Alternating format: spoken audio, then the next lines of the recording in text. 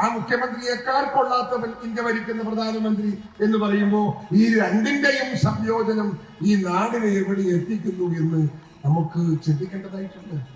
ഇതൊരു കലാപത്തിന്റെയും അപമാനത്തിന്റെയും രാഷ്ട്രീയ വേദിയാക്കി ഇവിടെ തരം താഴ്ത്തി ഭരണം ദുരുപയോഗം ചെയ്ത് രാജ്യത്തെ നിയമ സംവിധാനങ്ങൾ തകർത്ത് തരിപ്പണമാക്കി ഈ രാജ്യം കലങ്ങിക്കൊണ്ടിരിക്കുകയാണ്. എവിടെയാണ് ഇവിടെ സമാധാനമുണ്ടോ? ഇവിടെ ക്രമസമാധാനമുണ്ടോ? അക്രമത്തിന്റെ പെരുവഴിയായി കൊച്ചു കേരളം മാറിക്കൊണ്ടിരിക്കുകയല്ലേ? സമരാഗ്നിയായി കേരള മണ്ണിൽ സധൈര്യം